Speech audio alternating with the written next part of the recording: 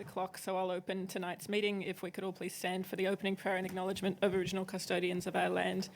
Councillor Glacken is going to read the opening prayer for us tonight. Lord, we ask that you guide us in our decision making, protect us and the community we serve from all that is evil, and strengthen our unity for the welfare of the city. Amen. Amen. I would like to acknowledge the Wiradjuri people as the traditional custodians of the land that we meet upon today, and pay my respects to the elders past, present and future, for they hold the memories, culture, tradition and hopes of Aboriginal and Torres Strait Islander people that contribute to our community. Thank you. This council meeting is being webcast and recorded. By speaking at the council meeting, you agree to being recorded and webcast. Please ensure that if and when you are speaking at this council meeting that you are respectful to other people and use appropriate language. AlburyCity accepts no liability for any defamatory or offensive remarks or gestures made during the course of this council meeting, and an audio recording will be made for administrative purposes. Conflict of interest declarations. I haven't received any. Disclosure of political and disclosure of political donations, please, Mr. Zagnich. Thank you, Madam Acting Mayor. This advice to the council meeting relates to the Environmental Planning and Assessment Act 1979, section 10.4, requires a person submitting planning applications or submissions regarding a planning application to disclose any reportable political donation and or gifts to any local councillor or employee of council. Reportable political donations include those of or above $1,000. The disclosure statement forms are available on Council's website or from the Customer Service Centre and must be lodged in accordance with the Act. The forms are also available at the back of the chamber during meetings. In dealing with development applications, councillors need to take into account specific matters contained in the Environmental Planning and Assessment Act. Accordingly, the provisions of section 4.151 of that Act are set out in the Council Officer's report detailing issues to be considered. The Local Government Act 1993, section 375A, requires that a division be called whenever a motion for a planning decision is put at a meeting of the Council. Planning decision means a decision made in the exercise of a function of Council under the Environmental Planning and Assessment Act, including a decision relating to a development application, an environmental planning instrument, a development control plan or a development contribution plan under that Act, but not including the making of an order under Division 9.3 of Part 9 of that Act. Thank you, Madam Acting Mayor. Thank you, Mr. Zagnich. That brings us to the apologies for tonight. Councillor Cameron. I'd like to move that apologies be received from and a leave of absence granted from Councillor Stocksy, Mack, Vanderven and grant leave of absence. Thank you. Councillor Stutchbury. I'll second all of that except for Councillor Yeah. Thanks, Councillor Stutchbury. I'll just take that as a comment. I'll put the motion. All those in favour? Anyone against? That's carried. There is no mayoral minute tonight, and that brings us to the action plans. Councillor Thurley. Thank you, Madam Acting Mayor. I move the following action plans be received and noted. 1. Actions complete for noting only. 2. Actions awaiting response from external parties. 3. Actions in progress. And 4. Long-term issues more than 3 months. Thank you. Councillor Glacken. Happy to second that, noting there is none for 1 or 2, but it's part of the motion. Thank you. Councillor Soley, would you like to speak to that motion? No, there's one matter I'll mention, but it comes up later in the agenda, so I'll take it there. Thanks, Councillor Soley. I'll put the motion. All those in favour? Anyone against? That motion's carried. Confirmation of minutes of the previous meeting. Councillor Stutchbury. Thank you, Madam Acting Deputy Mayor. I move that the minutes of the council meeting held on Tuesday the 23rd of April 2019 at 6 p.m. be confirmed. Thank you. Councillor Glacken. Happy to second that. Thank you. Councillor Stutchbury, would you like to speak to those minutes? Well, I've had a look at them and I was pretty happy, so no, I do not. Thank you. Thank you. Councillors, I'll put the motion. All those in favour? Anyone against? That's carried. We have a report from a community forum this month. Councillor Glacken.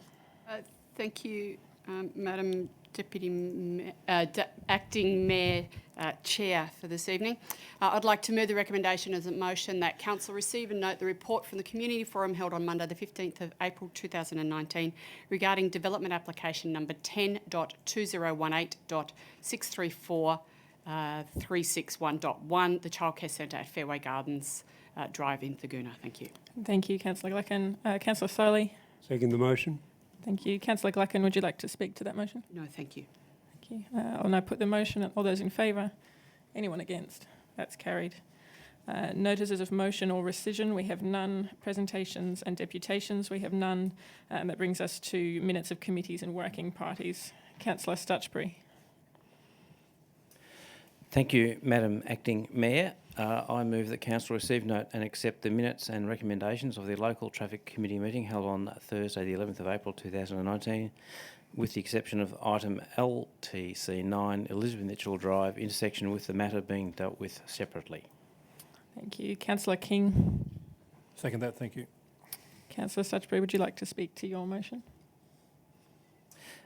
Yes, thank you, Madam Deputy Mayor. I would like to deal with item 9 separately. Thank you. The remainder of the document is fine from my point of view. Thank you. I do have a speaker against this motion. Councillor Foley. I do understand what the motion, what Councillor Stutchbury's motion is about, but it's I'm not sure whether this is the correct procedure. He's asking us to vote against the original motion that was in our papers without telling us any reason why. When will this be debated?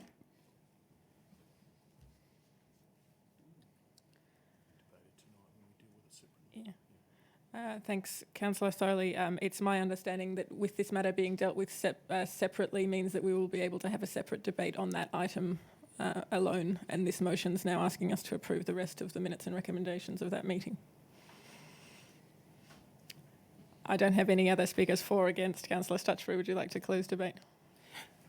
So closed. I'll now put the motion. Those in favour? Anyone against? That motion's carried. And we'll now deal with item LTC 9 separately. Councillor Glacken. Thank you very much. I'd like to move the original recommendation as a motion from the minutes. Thanks, Councillor Glacken. Do the staff have that available?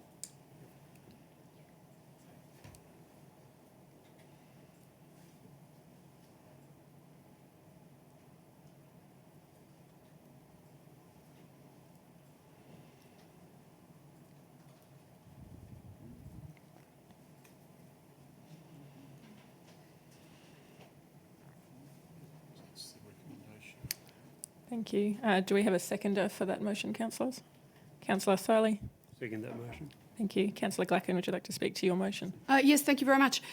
This is a roundabout that I know we have been receiving information from and requests and complaints for a period of time. I know it's been the topic of conversation at the local traffic committee for some time as well, and a significant amount of research has been undertaken, investigations related to RMS, also community consultation, quite significant community consultation has also taken place, and that after a significant period of time, a resolution was agreed at the local traffic committee, and that was that we would have signalised treatment to the upgrade of that roundabout.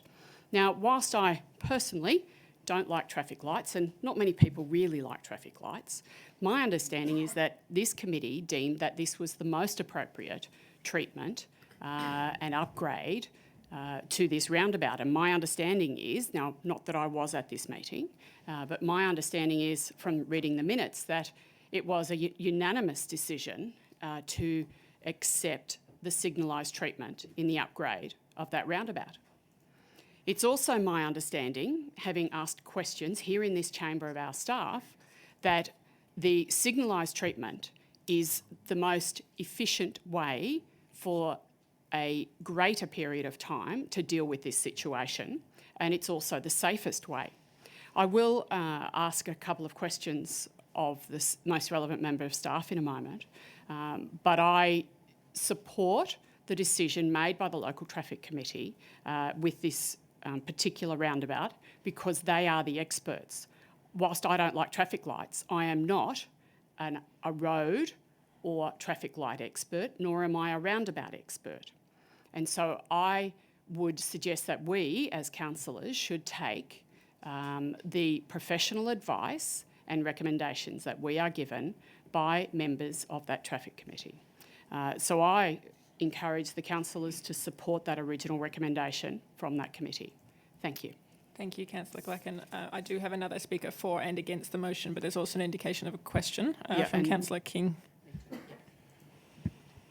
Yes, a question probably to Mr Stutchbury, or Councillor Stutchbury, who was at the meeting. How many people voted unanimously for this recommendation? Councillor Stutchbury. Thank you for the question, Councillor King.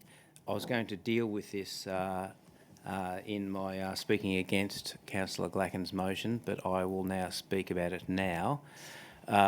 It was a very interesting meeting. It went for an hour and 15 minutes, and all but about 15 minutes were on this roundabout. There were 4 speakers against the roundabout. That was me, the police, Mr Howard Hind and Councillor Doxey. There were the speakers for the roundabout. Well, RMS didn't speak. They usually don't, and when they do, you can't understand them. And so the staff member who moved the item, I guess, spoke for the traffic lights. So after 4 speakers spoke against the item, I then took a moment to ask the director who was at the meeting, Mr Ferris, if it was a normal function of the local traffic committee to vote against an item on the agenda, and he quite surprised me by saying, no, it's not normal to vote against something on the agenda because the local traffic committee is, and I'm going back 2 months now, or a month and a bit, a month and 2 days. So I can't remember exactly what Mr Ferris said, but he said something like, this is an expert committee, and so its recommendations are put to council as an expert committee and can't be voted against. And so, despite 4 speakers at the committee meeting speaking against the traffic lights, it was passed unanimously, and I advised Mr Ferris at that moment that I would therefore be forced to bring up this item at the next council meeting, which I thought would be the previous meeting, but for some reason or other it is now this meeting. So, I'm not sure if I've answered your question, Councillor King, but I think there are 5 voting members on the 4 voting members on the local traffic committee, and all 4 spoke against this item, but the item was, despite that, passed unanimously. Thanks, Councillor Stutchbury. I might ask my own question to Mr Ferris, please, if we could get an explanation of how the recommendations of the local traffic committee come about. Through you, Acting Madam Mayor. The procedure at local traffic committee is similar to here, so any of the members, which were the 4 police, RMS, council, or the local member, can move any motion and that be discussed. And I certainly apologise if there was any misunderstanding. I at no stage said that they couldn't vote against that. I indicated it was advisory committee only and that council would make a decision based on the recommendation.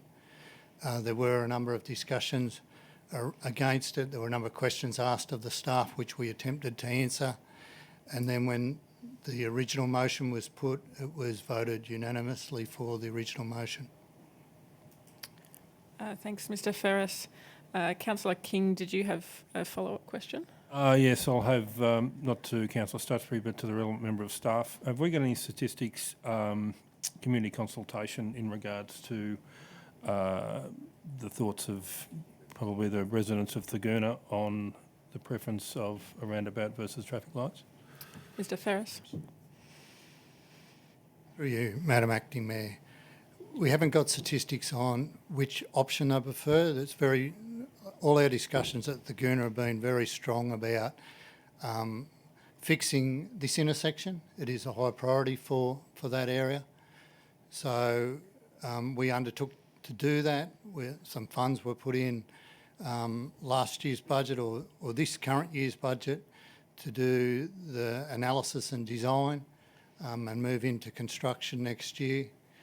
So when we did the initial traffic modelling consultation, we hadn't done the analysis, but once again it was reinforced that that intersection is high priority for the community.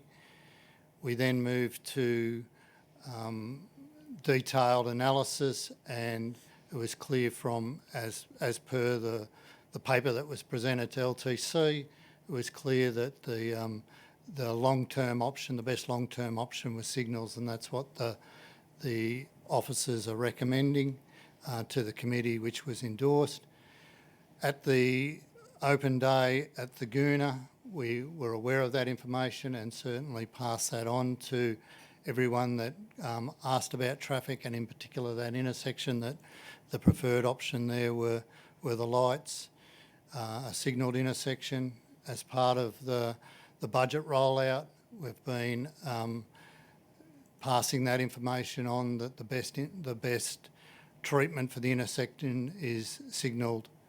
We've also had some meetings with Charles Sturt and Trinity and indicated the same. Thank you, Mr Ferris. I've got another question from Councillor Glacken. Thank you, Madam Chair. Two questions, if I may, please, to the most relevant member of staff. The first one is, there's been reference made by Mr Ferris just now as that it was determined that it was the best treatment. Why was it determined that it was the best treatment? Why was it agreed by the committee in the first place? Or why was that the recommendation that went to the committee? And has anything changed, if anything has changed since that decision was made or that recommendation was made to the committee? Is there new information that would indicate that we should go against that decision? Mr Ferris. You, Madam Acting Mayor. The conditions there are based on current traffic volumes. They're put into an intersection model and overlaid with our forecast for growth of the Thagoona area. We've allowed a 3.5% growth in traffic on that intersection, which we believe is conservative given the growth of Thagoona at the moment is around about 6% in population. So we examined a range of treatments ranging from the do-nothing approach, which would see the intersection fail in 6 years' time by 2025. We looked at a double lane roundabout, which would give a further 4 years to take it to a 10-year life. We looked at a double lane roundabout with slip lanes. That would only add 1 or 2 further years to that, so an 11 or 12-year time frame. We looked at a double roundabout with slip lanes and lights, so metering type arrangements. That would give a 20-year life. And we also looked at signals, which would give a 20-year life. So granted that the traffic volumes there aren't high and the congestion periods are low at the moment, given the significant investment, we were looking for a long-term solution that aligned with the Link Road proposal and the Davey Road proposal that we have in place. So that was the basis of the recommendation to the Local Traffic Committee. Thank you, Mr Ferris. I've got another question from Councillor King. Yes, thank you, Acting Madam Mayor. Just want to clarify, so the double roundabout with the slip lane would give an effective life of that roundabout of 12 years. Mr Ferris. Through you, Madam Acting Mayor, that's correct. Sorry, one more follow-up, yeah. So when you did your modelling, can you just brief council on how you gathered that data in reference to time of day, day of the week, was the traffic counts at 2 o'clock in the morning? on a Monday morning. Mr Ferris. Through you, Madam Acting Mayor. So the modelling is done on the peak period, which is, as we've seen before, there's a peak in the morning in particular around that school time, and then another peak later in the day. It's based on our traffic model, which showed where the traffic generation was from, and it takes into account all turning movements, so we have turning movements for those intersections, etc. Follow-up question from Councillor King. Yeah, last follow-up question. Was there consideration given to the fact that Corries Road also has an on-ramp onto the freeway, and that maybe alternative signage might alleviate the habitual way that people travel towards the freeway, and utilise that that on-ramp with alternatives to the existing on-ramp? Mr Ferris. Through you, Madam Acting Mayor. Certainly the other alternatives such as Corries Road or going further down Tabletop Road, etc., have been incorporated into the model. The proposed signals has slip lanes for the left turns from, if you're heading west in Thaguna Drive, to turn left into Elizabeth Mitchell Drive through a slip lane down to Corries Road, which would encourage that movement as well. Where slip lanes don't work well is for right turns, and we have a predominant right turn in peak period heading south in Elizabeth Mitchell, turning right into Thaguna towards the freeway, and that's where we have backup there. Thanks, Mr Ferris. We'll now have another speaker for the motion, Councillor Thurley. Thank you, Madam Acting Mayor. Just to go back to, I've been to the Thaguna Community Consultation in September last year.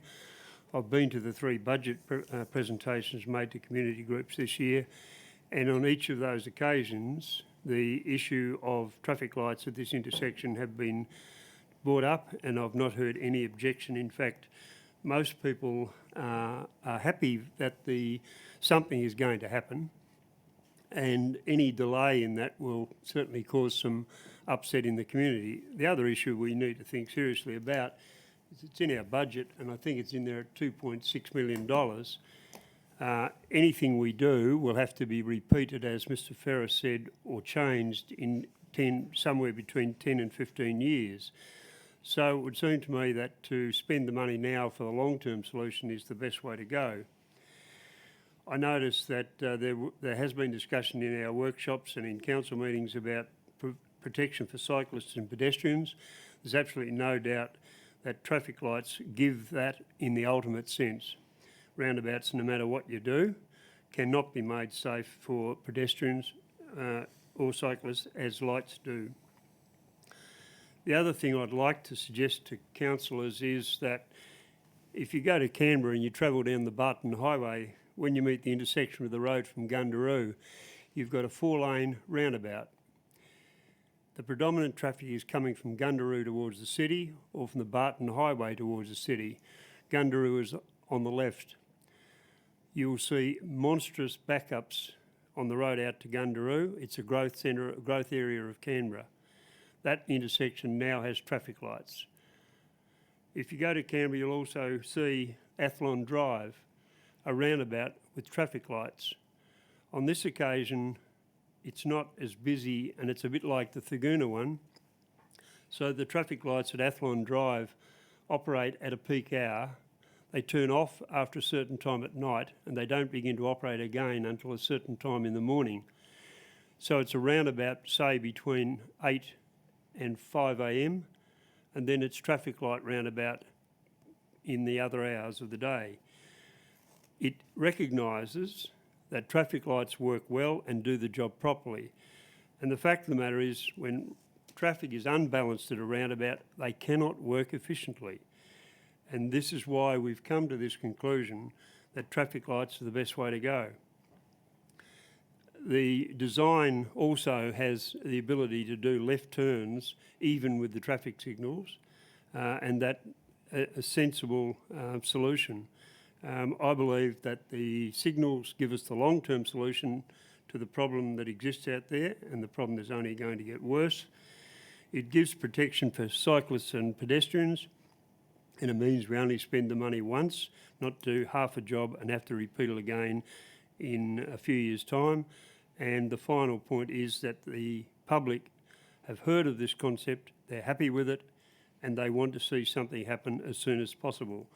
If we go ahead with the item in our budget in the the draft new initiatives, this will be probably complete early in the next year, certainly in this financial year, in the next financial year, sorry. If we delay it, we're probably going to add another 4 months or more to the whole process of getting this done. So I would commend my fellow councillors to go with the original motion, and all of the discussions that have been had in this council right up to preparing this document.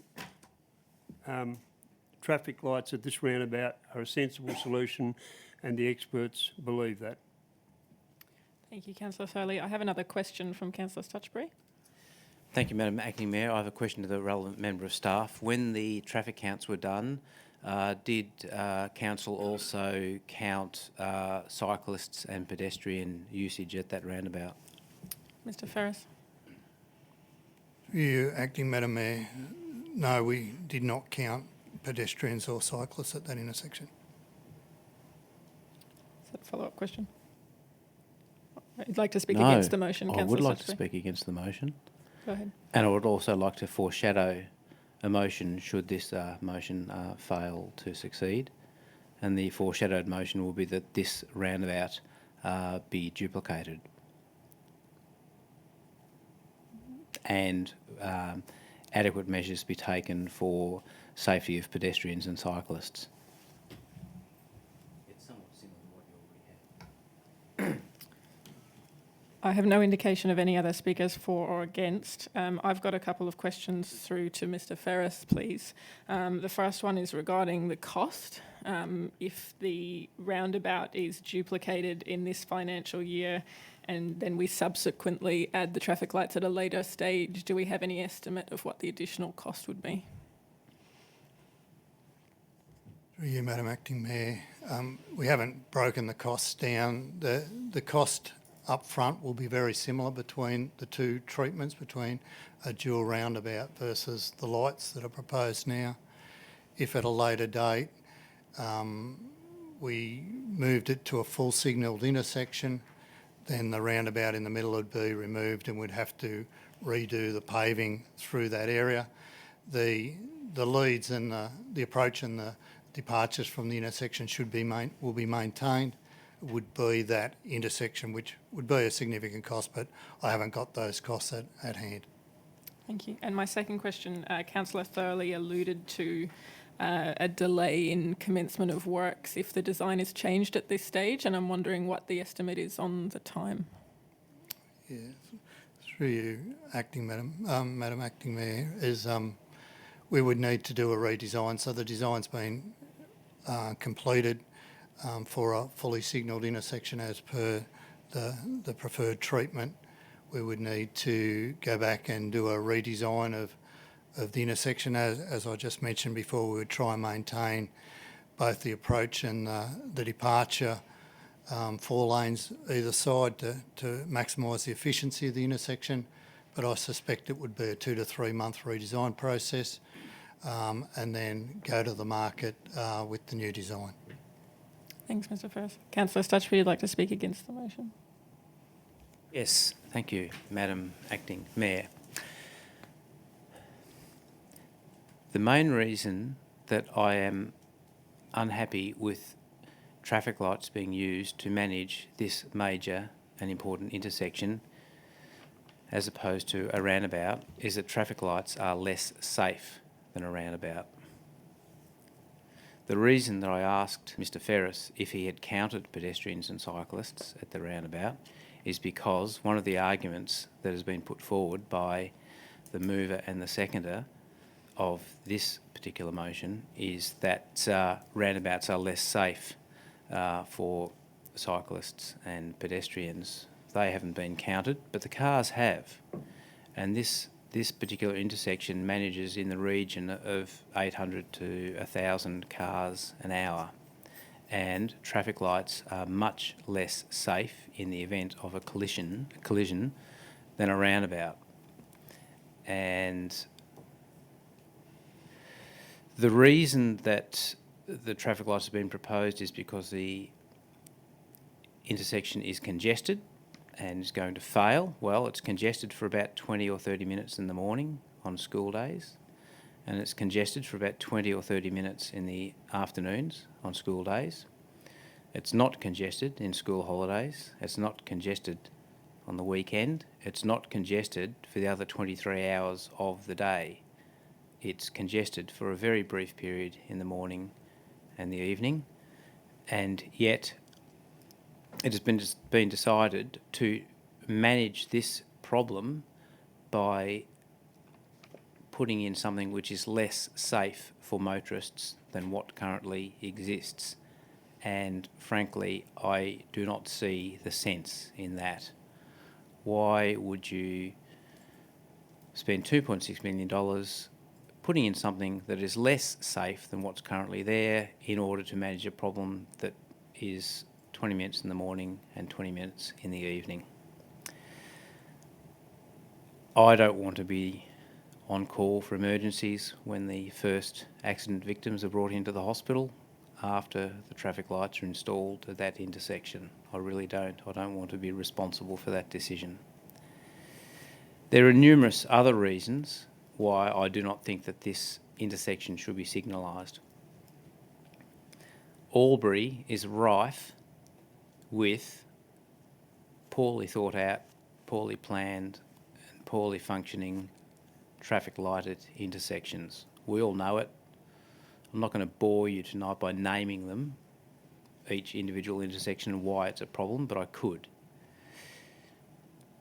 And these traffic lighted intersections are managed by, bless them, RMS, a completely non-responsive organisation when we make quite reasonable requests of them. If we put traffic lights on this intersection, we lose control of it, just like we've lost control of every other dysfunctional intersection in this city. At least while it's got a roundabout on it, it's under our control.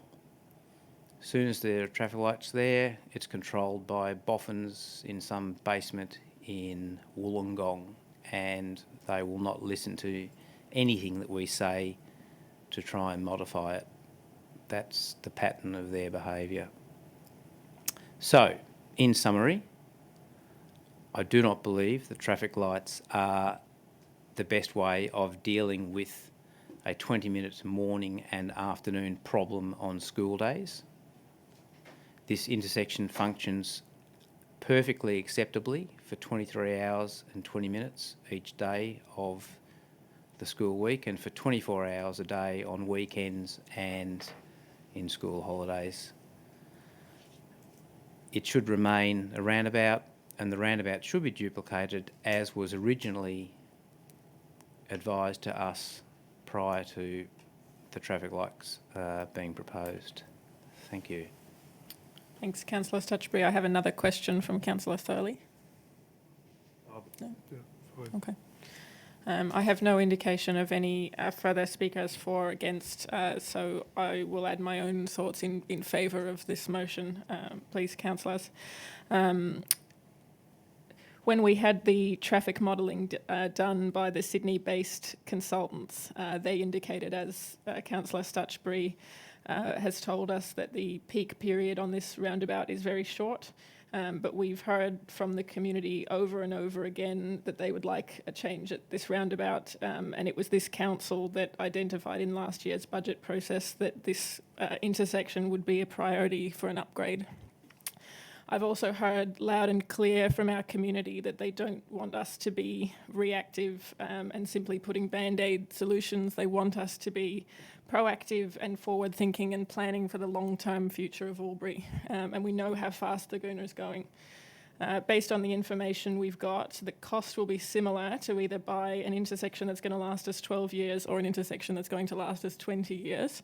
And it's very clear to me that we should be making the best decision for the long term of this community and not shafting ratepayers with having to pay for the intersection to be upgraded twice.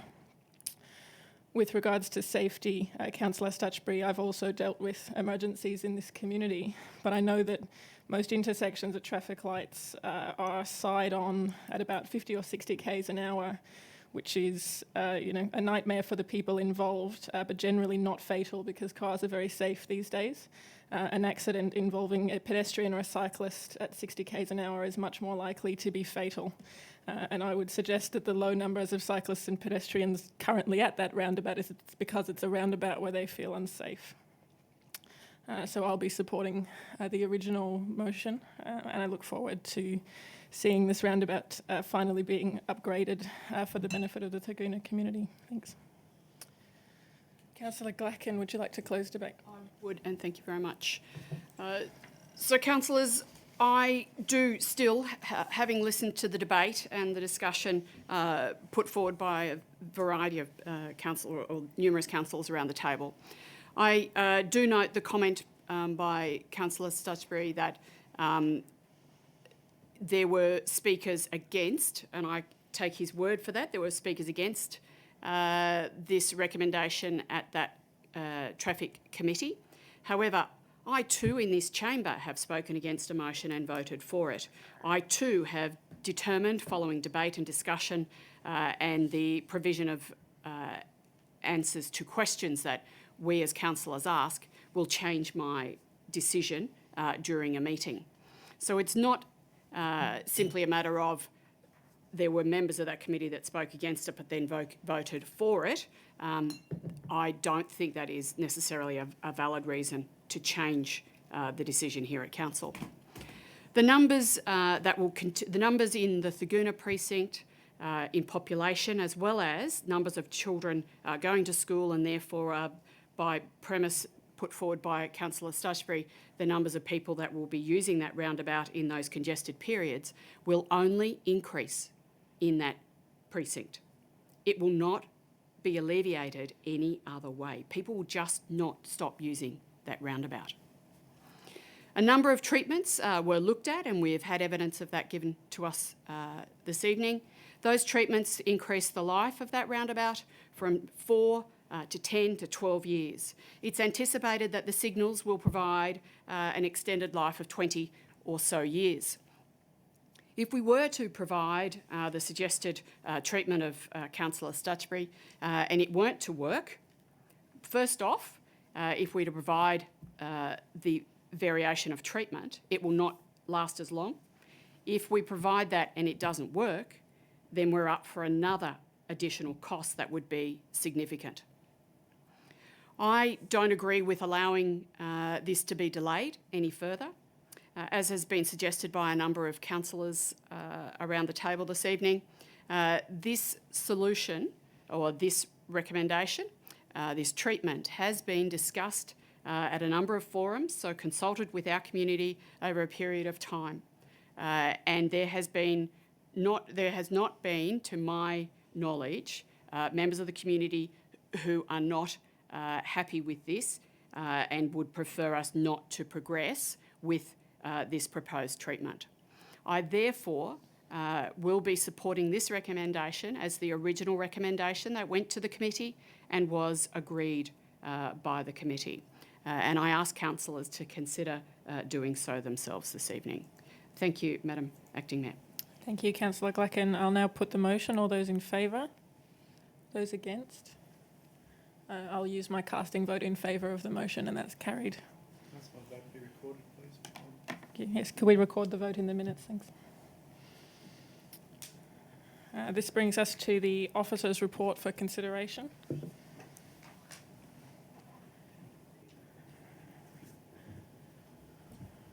Need a mover for the honour, recognition and awards policy, please, councillors. Councillor Thurley.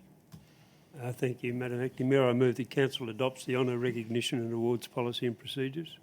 Thank you. Councillor Glacken. Happy to second that. Thank you. Councillor Thurley, would you like to speak to that motion? It's fairly straightforward. I mean, it went out to the community. I believe it was in response to some issues we've had here. Went out to the community, received positive feedback, and so I think it's an appropriate step to take right now. Thank you, Councillor Thorley. If I might add my own comment, we did receive one very passionate submission from a community member who noted that not very many places in Albury are named after women, and noting that this policy will allow us to receive submissions from the public suggesting people notable in Albury's history who we might name our public places after. So I look forward to receiving future submissions from that resident under this new policy. Councillor Thurley, would you like to close debate on the motion? Thanks, Councillor. I'll now put the motion. All those in favour? Anyone against? That's carried. Councillor Glacken. Thank you. To move the recommendation as a motion through you, Madam Chair, that Council accept the terms contained in the loan facility letter of offer from T Corp. Thank you. Councillor Thurley. Second that motion. Thank you. Councillor Glacken, would you like to speak to that motion? Yes, very briefly. Madam Acting Deputy Mayor and councillors, the T Corp is an organisation that enables us to borrow money at a reduced rate of interest. So it benefits us and our community. There are a number of requirements of us should we wish to avail ourselves of that opportunity that we need to meet. However, the longer term and the bigger picture is that we save money for our community. So it's a positive thing to do, and I encourage councillors to support it. Thank you. Thank you, Councillor Glacken. I have no indication of any other speakers. If I might add my own comment, we've had a series of correspondence with T Corp over a period of months to advocate for the ability of AlburyCity and other regional councils to invest in our local institutions. We've finally got what I believe is a reasonable compromise from T Corp. We'll be able to access their low-cost loans while still investing more than we currently do with Hume and WAW. And I think it really demonstrates the benefit of the strong advocacy that we took, and it was worth it in the end to stand up for what we wanted for our community. Councillor Glacken, would you like to close debate? No, thank you. Thanks, councillors. I'll now put the motion. All those in favour? Anyone against? That's carried.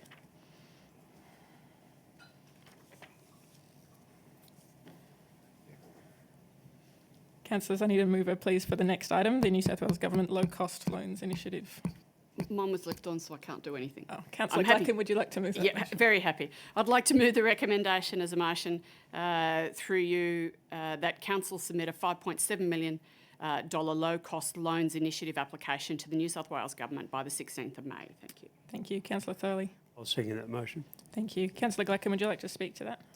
Thank you, Madam Acting Mayor, through you as the Chair. I'd encourage councillors to support this recommendation, indeed this initiative. It enables us to, again, obtain funding to provide for our community the services and initiatives that our community has agreed through our 10-year plan, our 4-year plan, and down to our annual budgeting process, to enable us to provide for our community, again, at a saving to our community. So it makes absolute sense to go through this process. Thank you. Thank you. I have no indication of any speakers. Would you like to close debate? Thank you, Madam Mayor. No. I'll put the motion. All those in favour? Anyone against? That's carried. Need a mover for the next item, please, councillors. Councillor Thurley.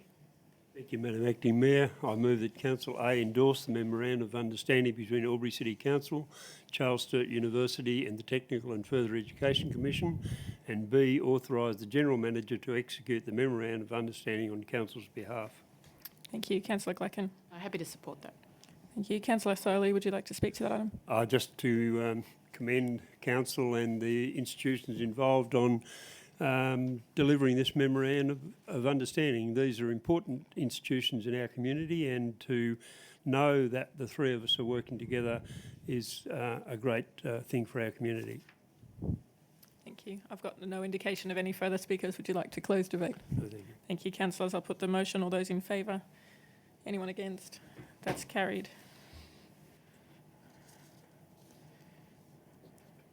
Excuse me, Madam Mayor. If you've got a question, councillor Thurley. I'm just wondering whether Councillor Stutchbury realises that he's voted against the last three motions that have been put. Councillor Thorley, I'm sure Councillor Stutchbury is aware of the code of meeting practice. By not voting, he's voted against. All of those motions were carried regardless. Thanks. Councillor Glacken. Thank you. I'm dealing with, if I may, Madam Acting Mayor, item number 13.5, acquisition of easement of water main at Kerr Road, and would like to move the recommendation as a motion that Council A waive clause 3.2A of the acquisition and disposal of the land procedure due to the relatively low value of the land and easement. B, approves any documentation required to create easements over the land known as Lot 10 in DP 1246346 and Lot 30 in DP 1246348. C, approves any documentation required to acquire the 8-metre road widening over Lot 1 in DP 1007790. D, approves payment of compensation of $3,663, including GST for easement creation. E, approves payment of compensation of $404, including GST for road widening. And F, approves payment of the owner's reasonable legal and mortgagee costs to enable this dedication. Thank you. Councillor Thorley. I'll second that motion. Thank you. Councillor Glacken, would you like to speak to that? Thank you. It is simply a necessity of council to ensure that we have an appropriately wide road, a sufficiently wide road to be able to facilitate the water main at that area. Thank you. Thank you. I have no indication of any speakers for or against. I'll put the motion. All those in favour? Anyone against? That's carried. That brings us to 13.6. It's another acquisition of land. Councillor Glacken. Thank you. 13.6, acquisition of land for road widening at Mudge Street and Centaur Road, Hamilton Valley. Move the recommendation as a motion through you that Council A waive clause 3.2A of the acquisition and disposal of land procedure due to the relatively low value of the land. B, approves any documentation required to acquire road reserve widening over the land known as Lot 7 in DP 1052570. C, approves payment of compensation of $4,950, including GST for the land. And D, approves payment of the owner's reasonable, legal and mortgagee costs to enable this dedication. Thank you. Thank you. Councillor Thorley. I'll second the motion. Thank you. Councillor Glacken, would you like to speak to that? Again, thank you, Madam Acting Mayor. This is to ensure that we have the appropriate space on the road way to ensure that we can continue to service our community. Thank you. Thank you. Councillors, I'll put the motion. Those in favour? Anyone against? That's carried. That brings us to 13.7. Councillor Glacken. Thank you. Through you, Madam Mayor, 13.7, supply and construct Garland Avenue sewage pump section SP S26 and rising main contract 18/02482. That Council accepts the submission and from Longford Civil for the Garland Avenue sewage pump station upgrade and rising main supply and construction for contract number 18/02482 for the lump sum of amount of $182,468, including GST. Thank you. Councillor Thorley. I'll second the motion. Thank you. Councillor Glacken, would you like to speak to that motion? Very briefly, there were a number of applicants who tendered for this work. The process has eliminated one by default, and then the other two were reviewed by the committee or the group of people who did that review and have made the recommendation. The recommendation is interestingly less than the amount that had been budgeted for. The report indicates that both of those organisations were quite favourable, but at the end of the day, one was significantly less than the other. So I encourage councillors to support Longford Civil being awarded this. Thank you. Thank you, Councillor Glacken. I've got a question from Councillor Stutchbury. Yes, thank you, Madam Acting Mayor. I have a question for the General Manager. What will be done with the funds that are left over, given that this quote is less than what was budgeted? Mr Zagnich. Thanks for the question through you, Madam Acting Mayor. So those funds will be held in that particular reserve, in the sewer reserve for future projects.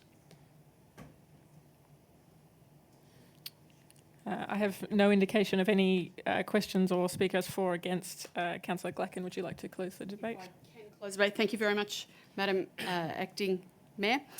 With regards to the funding that is not required, that was set aside for this and will remain in that budget for the sewer, it will enable us to undertake works in a more timely manner for the next works that will go through in the next budget. Thank you.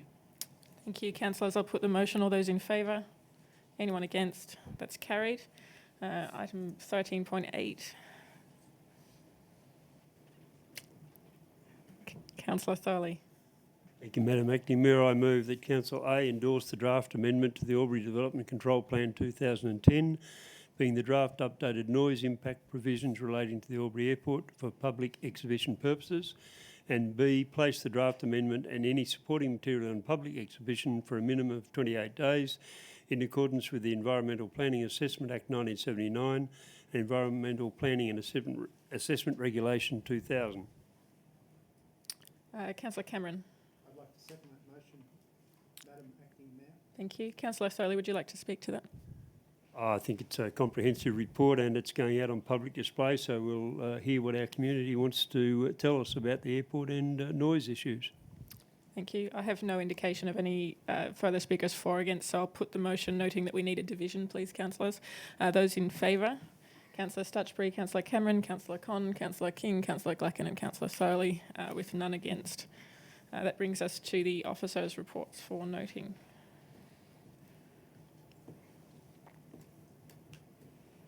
Need a mover, please, for item 14.1. Thank you, Councillor Thorley. I move that Council receive and note the status of the 2018-19 Works Program as of 31st of March 2019. Thank you, Councillor Glacken. Happy to second that. Thank you. Should the minutes reflect that Councillor Cameron's leaving the chamber, please? Councillor Thorley, would you like to speak to that motion? I think there are a number of issues, and one was that the rate of completion was a little low, but I do note that one of the major factors is once again approvals from outside parties and outside authorities, and you know, we seem to have this problem quite a lot when we're traversing environmental lands or lands owned by the state government, and I think some action is really needed in that space if it's not going to keep hindering us in the work that we do.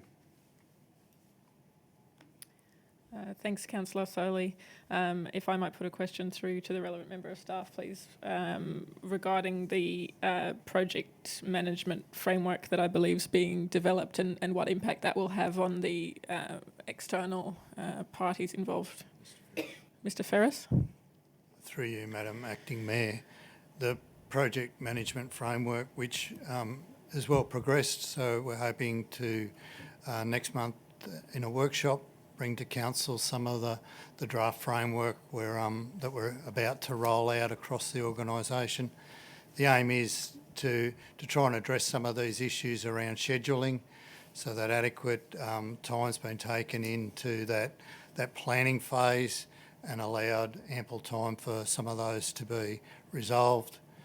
So I'm confident that once the project management framework comes into place, some of these issues around carry forwards and some slippage in programs will be addressed where we can line up planning and request for funding in particular. Most of the projects that are dragging the score down, if you like, are projects over a number of years, and it's simply moving where the funding allocations are, and an indication of those are on page 68 of the report, where there's 5 key projects there for a range of reasons are running behind schedule, and that may be access in the case of, say, Edamoga Sewer, or it may be grant funding and aligning additional grant funding up with the likes of Wagga Road and those.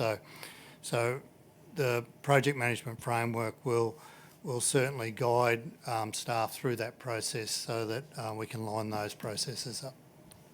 Thanks, Mr Ferris. If I might add my own comments, I echo Councillor Solly's concerns that seems to be a repeat issue with our works program. Certainly, we should have the experience as an organisation to anticipate those external referrals and any other issues in terms of grants. I'm pleased to hear that there's action being taken, and we'll see how that goes with the next review. Thanks. Councillor Solly, would you like to close debate on that item? No, thank you, Madam Acting Mayor. Thank you, councillors. I'll put the motion. Those in favour? Anyone against? That's carried. Councillor Glacken. 14.2. Yes. Yep. 14.2. Okay. 14.2, the IPART review of valuer general land valuation services pricing to council. I'd like to move that recommendation as a motion that we receive and note the report regarding IPART's review of pricing for valuer general services to council. Thank you. Councillor Thorley. I second the motion. Thank you. Councillor Glacken, would you like to speak to that item? Yes, it is unfortunate that the new system will, or the new proposed system by the government will in fact be of greater cost to us as council. It's noted in the report that there were some councils that it will actually be a more positive effect on, so it will cost those councils less. Unfortunately, we're at the other end of the spectrum. The overall swings and balances are unfortunate. Apparently, the Valuer General is not going to be making any more money. They're just sharing the pie in a different way, and it's unfortunate that we will end up with a smaller pie. It's good that representation has been made more than once from us to explain that we're not very happy with that, and that ultimately the cost, as was given to us in the report, from the initial anticipated cost to the cost that will be borne by us has actually gone down. I think it was, from memory, about 6.5%. It's regretful, but I do believe we need to agree, receive and note this report. Thank you. Thank you, Councillor Glacken. There's no indication of any other speakers for or against. Would you like to close debate? No, thank you. Thanks, councillors. I now put the motion. Those in favour? Anyone against? That's carried. We have no delegates' reports for noting tonight. Is there any urgent business, councillors? That brings us to confidential matters, please. Could the members of the public and staff, other than Mr Zagnich, please leave the chamber?